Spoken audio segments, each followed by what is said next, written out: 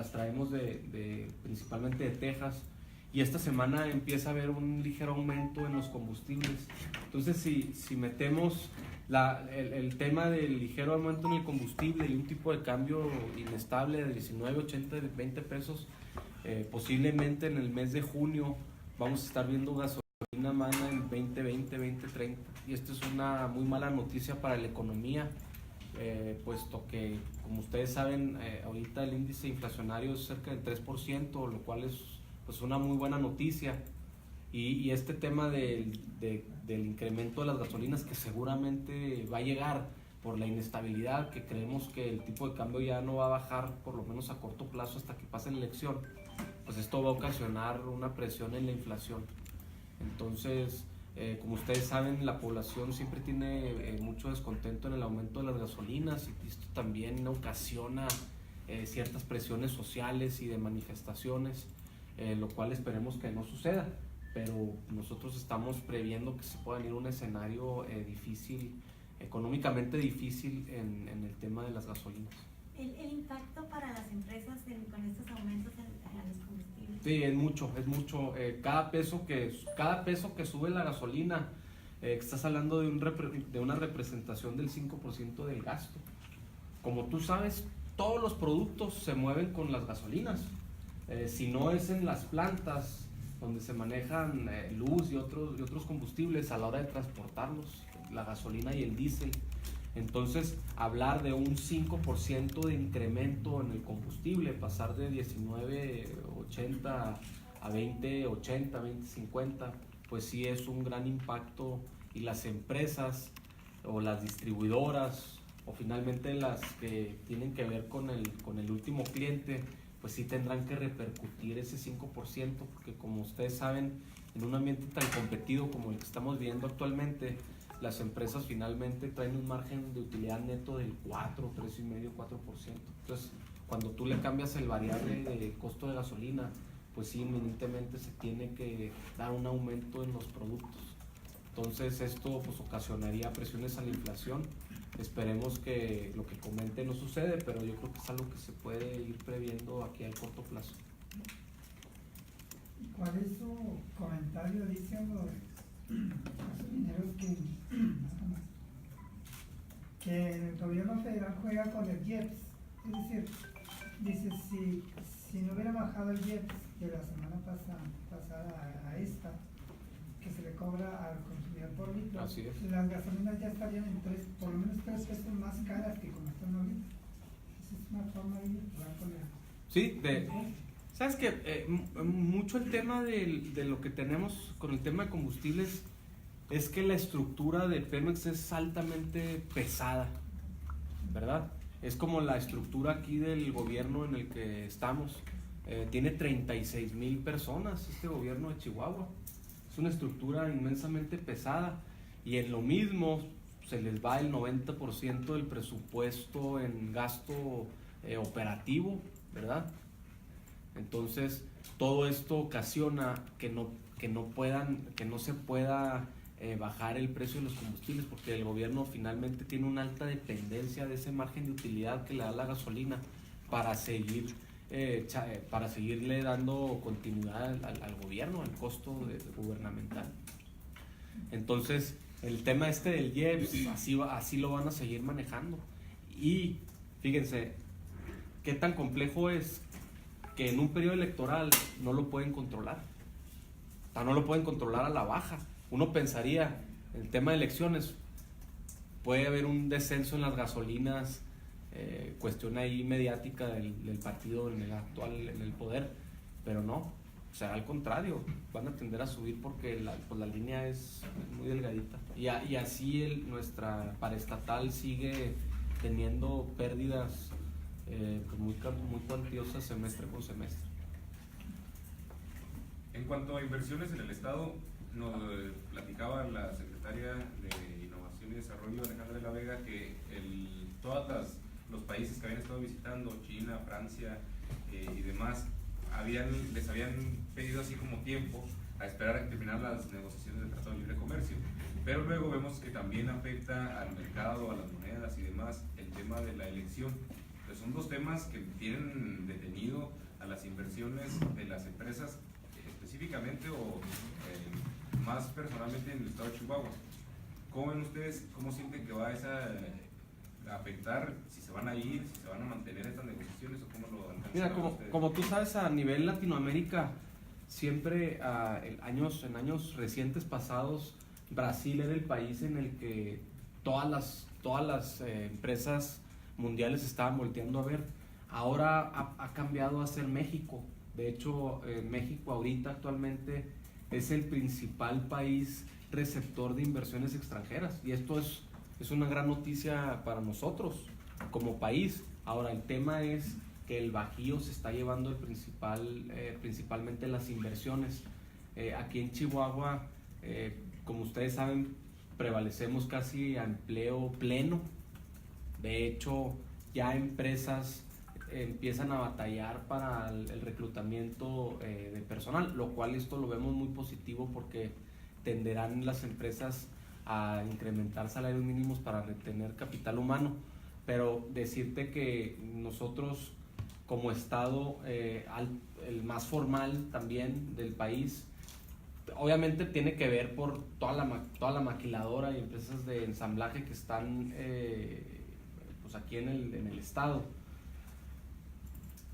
Pero eso nos da una cierta desventaja, el tema de tener empleo pleno, porque sí, por ejemplo, en Ciudad Juárez se batalla ya para reclutar. Entonces estas empresas, estas inversiones se están moviendo hacia otros estados, principalmente por este tema de este factor del empleo pleno. Entonces nosotros vemos positivo que sentimos que el gobernador empieza a salir a viajes comerciales, lo cual siempre comentamos que era de alta importancia que saliera a vender Chihuahua, ¿verdad? A traer empresas importantes.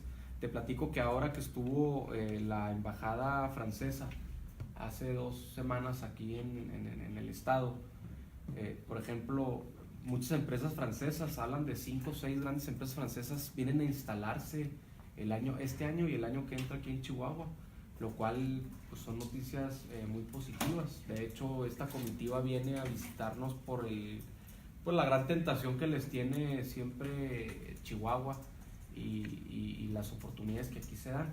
Muchos de los temas que manejamos, escasez de agua y empleo pleno, pero nosotros creemos que aunque este año empezó desacelerado, sí creemos que hay muchas empresas que se están esperando, obviamente, para ver en qué queda el tema electoral y en qué queda el Tratado de Libre Comercio. Pero hay otras empresas, muchas de tecnología, que sí están volteando a ver para acá. Yo creo que lo que sí se ha estado deteniendo es el tema de ensamblaje, manufactura, que se manejan componentes de varios países. ¿Y estas empresas francesas que señala de qué sectores son? Mira, viene muy fuerte el sector energético.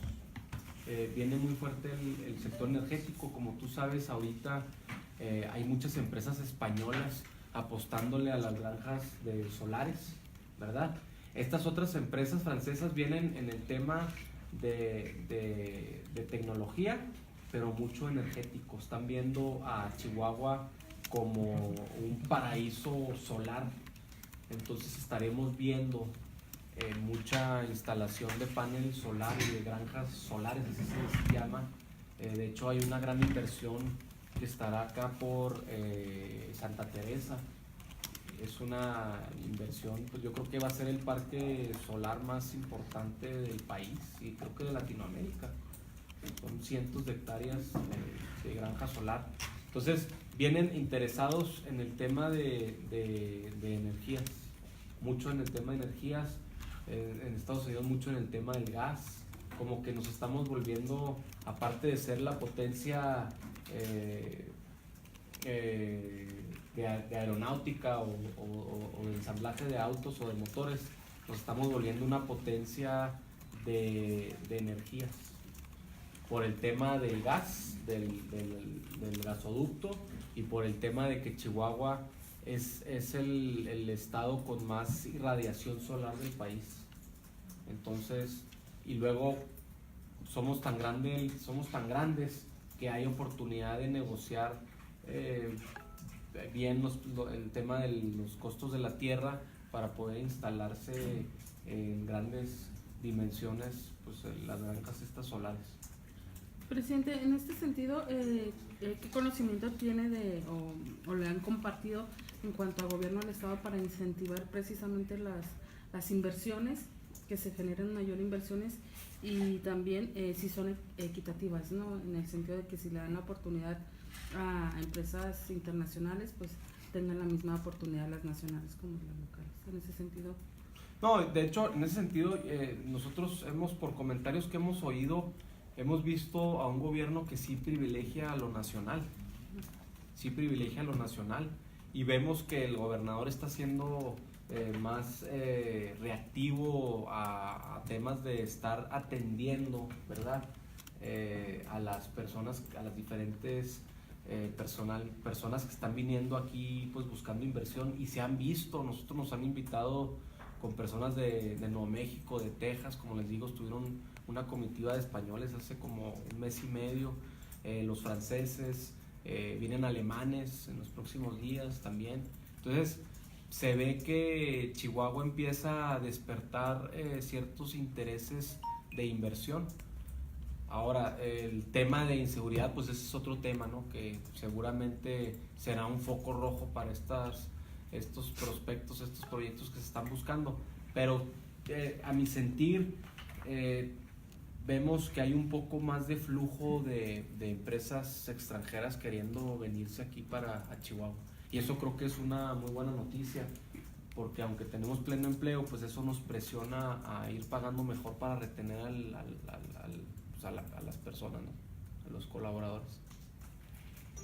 Presidente, en el tema de subir el salario mínimo a 98.15 era, ¿no? Sí, mira. ¿Cómo van con eso? Y si, pues ahorita con los problemas económicos que hay, si no hay habría repercusiones de inflación en este tema. Fíjate que sentimos que nos fue mal en ese sentido, porque va a haber un retraso en el aumento del salario mínimo general, muy seguramente. Digo, todo puede pasar, pero no hay acuerdos de un incremento en el salario mínimo. Ahorita mucho del tema de enfoque es la cuestión electoral.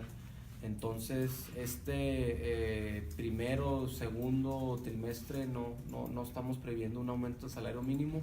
Nosotros como Coparmex, con estudios que hemos hecho a nivel confederación, vemos que un tema de aumento del salario mínimo en el 10% no afectaría para nada la inflación. Como tú sabes, solamente 1 millón de mexicanos ganan el salario mínimo y otros cuantos millones están tasados a salarios mínimos. Nosotros lo que nos interesa es seguir mostrando esta necesidad de ir subiendo el salario, ¿verdad? Mucha gente se cuestiona que este tema de que nadie gana el salario mínimo, pero es un claro mensaje hacia las empresas. Entonces, si hablamos de que se van a repercutir 2-3 millones de empleos directos que sí ganan un salario mínimo, principalmente obviamente en el sur, este tema pues no repercute en un tema inflacionario. De hecho, con el pasado aumento del 8-9%, vimos que al contrario, que la inflación bajó un poco del mes de octubre a noviembre. Entonces nosotros estábamos posicionando la idea del 98.15 porque según datos de la Coneval este monto llega a satisfacer las necesidades muy básicas y diarias de una persona, aunque entendemos que el salario debiera estar arriba de los 200 pesos o en 157 pesos. Entonces nosotros como Coparmex, como tú sabes, tenemos representantes en la Comisión Nacional de Salarios Mínimos, CONASAMI, y seguiremos presionando para que este tema salga adelante. Nuestro presidente tiene buen eco con las representaciones sectoriales que existen en la CONASAMI, que es por el lado del gobierno, por el lado de los trabajadores y por el lado de los empresarios. Entonces nuestro presidente siempre ha tenido gran influencia y gran liderazgo ahí en estos temas. Entonces ha comentado que pues seguirá insistiendo en este tema para que pues ver a ver si en un tercer trimestre a principios podamos ya ver un aumento salarial al 98.15. Nosotros estábamos muy positivos que se pudiera dar en mayo, pero sinceramente no creo que suceda. No creemos que suceda. Presidente, después de los recientes acontecimientos de inseguridad como el enfrentamiento en Ignacio Zaragoza y el asesinato al dirigente del PES, ¿ha tenido comunicación con el gobernador? No, no hemos tenido comunicación con el gobernador. Nosotros hemos declarado que en primera no vemos factible la suspensión de elecciones, ¿verdad?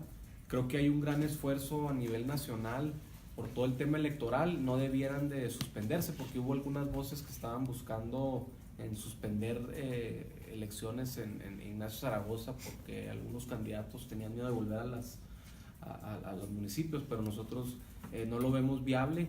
Desafortunada noticia, un gran foco rojo que empezamos a tener violencia preelectoral o con relación a las elecciones. Nosotros, la verdad es de que nos sorprendió muchísimo esta noticia y no hemos tenido contacto con el gobernador en este sentido, pero sí creemos que debemos de apoyar a los órganos electorales para que se lleven las elecciones y buscar los métodos para que se lleven de una manera pues en paz y más tranquila. ¿Esto de qué manera afecta a las empresas?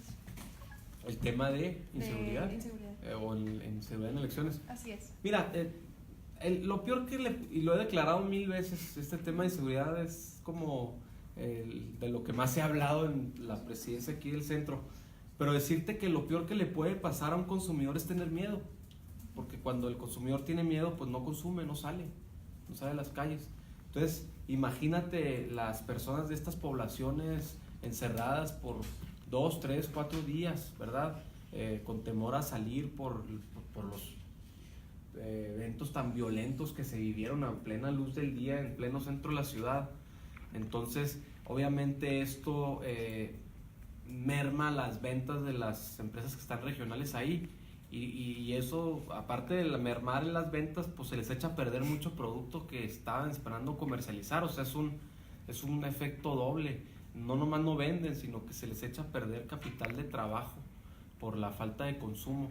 Entonces, esto sí es un gran foco rojo, esto sí ahuyenta inversiones, sí es un tema desfavorable para Chihuahua, el tema de seguridad. Las empresas tendrán un Cardex de puntos importantes y nosotros definitivamente salimos en números rojos en este sentido.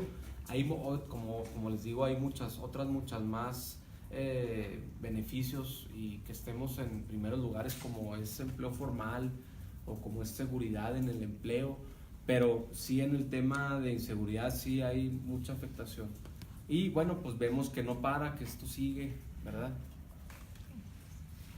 En la capital el pasado 7 de mayo se registraron, creo que en materia de inseguridad, robos, se han estado registrando muchos robos a negocios. ¿Qué ha pasado ahí o habrá un llamado a la Dirección de Seguridad de esto? Porque pues se tienen colocadas más de 580 cámaras en diversos puntos, que si bien no son para detener, pero sí al menos para alertar porque están en tiempo real. Sí.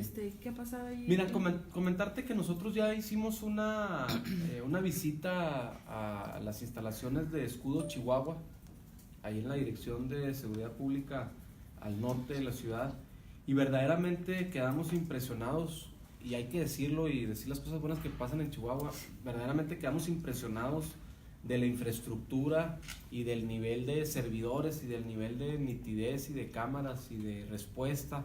Y nos dio mucho gusto ver a una representación de las policías, llámese bomberos, llámese Policía Federal, llámese Ejército.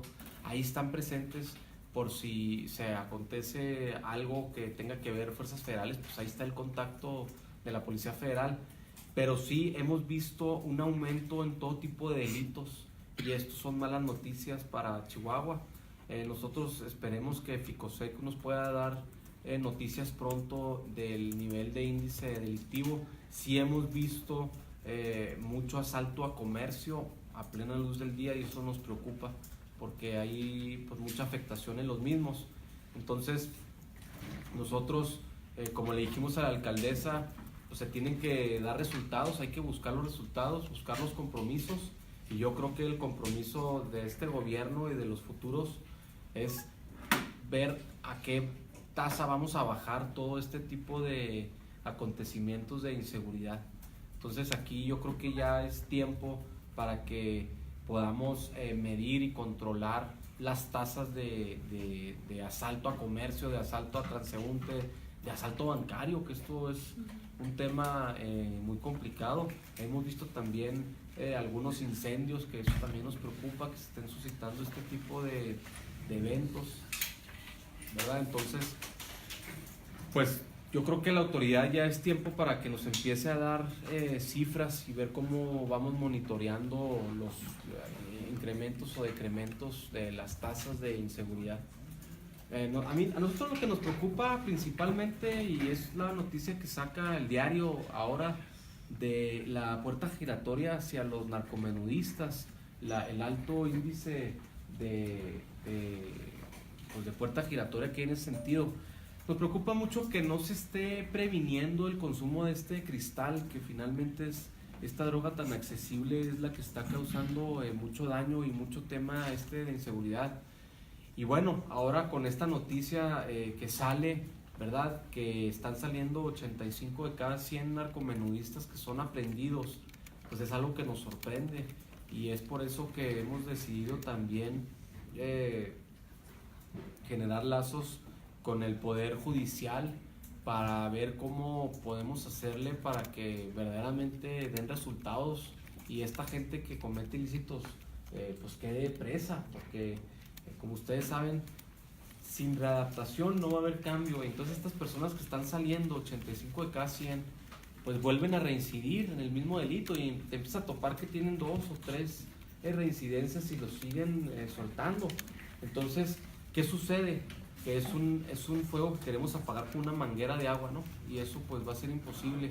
Ahora también hemos visto que hace falta inversión hacia la prevención. No hay una prevención realmente importante en el tema de adicciones, y esto pues es, como les digo, nada más estamos dedicándonos a apagar fuegos, pero no estamos dedicándonos a prevenir que se prendan estos fuegos. Y bueno, entendemos el déficit que se tiene financiero, pero creo que debe ser ya una prioridad para el siguiente presupuesto, de buscar un mejor presupuesto en el tema preventivo, en el tema de educación hacia los jóvenes. Como ustedes saben, con tanta desigualdad económica y tantos problemas sociales que tenemos, pues una ventana de salida pues son las drogas, y eso es lo que nos sigue aconteciendo. Entonces sigue habiendo mucho crimen de alto impacto, mucha delincuencia, porque sigue habiendo una gran demanda de esta droga cristal, entre otras. Yo hablo de la cristal porque pues es una droga pues muy económica y muy fácil de obtener para los jóvenes. Entonces, mientras no logremos contener la demanda, educar a los consumidores a que no es una salida responsable, y mientras no podamos retener a los delincuentes que la proveen, pues va a ser una puerta sin salida, no tenemos escapatoria y vamos a seguirle dando vueltas al mismo problema. Entonces nosotros estamos muy positivos a que con la nueva presidencia del nuevo magistrado presidente Pablo Héctor González, verdaderamente se empiece a trabajar en castigos ejemplares hacia este tipo de acontecimientos como es el narcomenudeo, que siguen aprendiendo todos los días a narcomenudistas y siguen saliendo. Entonces, pues nosotros estamos muy positivos a que esta nueva era del Poder Judicial independiente, ¿verdad? Poder que se busca que sea independiente y que no tenga presiones por los otros poderes. Nosotros esperemos que se puedan empezar a manejar penas más severas y mejores controles en el tema de evitar la reincidencia. Aunque en ese punto, licenciado, el problema es que no se integran bien los expedientes. Así es. Como para sustentar las evidencias. Entonces el problema sería en la fiscalía. Definitivamente es en la fiscalía. Y nosotros lo que hemos logrado ver con el tema de los 100 días, que ustedes bien conocen, el proyecto de los 100 días, es que hay mucha deficiencia en el tema de esclarecimiento y de investigación de hechos. y que hace falta mucho mobiliario para los mismos fiscales, para poder archivar mejor las carpetas o llenar mejor los expedientes. Mobiliario que no se presta para un buen archivo controlado, y también la falta de tecnología en las mismas dependencias, pues esto sigue provocando que el sistema de impartición de justicia siga estando con un retraso y que no pueda estar conteniendo el nivel de procuración de justicia que realmente debiera de estar. Entonces se está trabajando, hay que decirlo, hace falta tecnología en los gobiernos, no nomás en sino en muchos gobiernos no se le ha apostado a la tecnología y la innovación, a buscar mejores eficiencias, mejor desempeño de actividades y labores. Entonces todo esto sigue retrasando. Entonces cuando tienes una fiscalía que tiene una capacidad de resolver 3 casos cada 2 días de temas de investigación delictiva, pero por otro lado ves que vienen 4 o 5 casos, o sea, lo duplica, pues ¿cuándo vamos a salir del mismo atorón que existe? Entonces nosotros es por eso que creemos que se deben de manejar los poderes muy independientes, con presupuestos independientes. Nosotros vamos a buscar que el Poder Judicial ya no dependa del Poder Ejecutivo en el tema de recursos, sino que ya se tenga un porcentaje medido en el tema de participaciones federales para que le llegue directamente a este Poder Judicial, ¿verdad? Entonces así evitar intromisiones y que cada poder se dedique a hacer lo que le toca, hacer lo que les toca. Entonces este tipo de iniciativas, el cambio de la presidencia, nosotros creemos que va a generar positivamente una mejor impartición de justicia, y nos alienta a ver que a futuro podamos tener mejores resultados y poder seguir reteniendo a los delincuentes para pues, ir limpiando las calles que están pues muy pues hay mucho delincuente libre en las calles. Licenciado, eso por el lado del Poder Judicial. Sin embargo, nosotros ahí en el Heraldo hemos publicado a personas que hasta en 7 u 11 ocasiones los han detenido y los han soltado. Sí, y que dice el policía de pie, ya los conocen su apodo, conocen dónde vive esta persona, conoce al policía, conoce dónde vive, conoce su familia, casi son amigos, pero de las veces que lo han detenido y que lo han soltado, y muchas de las veces, también insisto, tenemos testimonios de policías que los ven en las calles y ya no los agarran porque la semana pasada los detuvieron, hace 3 semanas detuvieron a la misma persona y así se la llevan. Y usted menciona el Poder Judicial, pero también el policía de la calle pues se cansa, ¿no?, de hacer esto. Sí, entonces aquí es el gran reto del castigo. El gran reto es que el castigo sea ejemplar. Cuando el castigo sea ejemplar, va a dejar de haber este tipo de reincidencia. Es como en Estados Unidos. En Estados Unidos el castigo es ejemplar. Texas dice, don't mess with Texas. Con Texas no se juega, ¿verdad? Entonces, los mexicanos automáticamente pasamos el puente y nos ponemos el cinturón y manejamos a 60 millas, porque allá los castigos sí se cumplen y sí se ejercen. Y allá una detención por alcoholismo o por tema de alcohol es severamente castigado y hasta con retención de la posibilidad de seguir manejando. O sea, son muchos temas. Entonces yo creo que nosotros, si queremos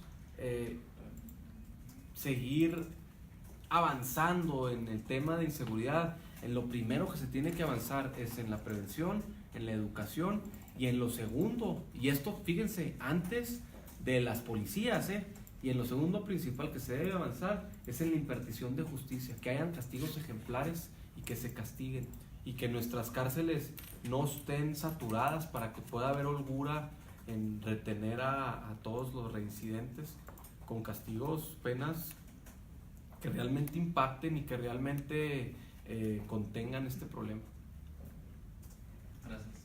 No sé si contesté Sí, gracias. el comentario. Presidente, después de varios días del enfrentamiento de la comunidad Levarón y los barzonistas, ¿cuál sería la postura concreta de Coparmex? Fíjate que nosotros desde un principio comentamos que no es correcto que el gobierno del estado permita a un grupo de barzonistas entrar a una propiedad privada y ejercer violencia. Nosotros no sabemos cómo esté en el tema de los pozos, permisos, pero lo que sí sabemos es que la propiedad privada debe de respetarse y el gobierno debe de hacerse respetar. Entonces nosotros sí, desde las últimas declaraciones comentamos que sí se debiera de castigar a estos barzonistas que afectaron a esta comunidad y que se les resarce el daño. Se habla de que hay pérdidas de cerca de 20 millones de pesos. Entonces no hemos visto que las autoridades puedan presionar para que esto se resuelva y que paguen, resarcen el daño y luego que se vayan a tribunales a pelear permisos, y si los Levarón entraron en permisos ilegales, pues que se les quiten también. Yo creo que nosotros apremiamos el Estado de Derecho, la cultura de la legalidad, pero sí reprobamos que el Barzón pues siga cometiendo este tipo de actos que sí vienen a provocar una gran pérdida para las propiedades privadas. Entonces nosotros esperemos que esto no vuelva a ocurrir, ¿verdad?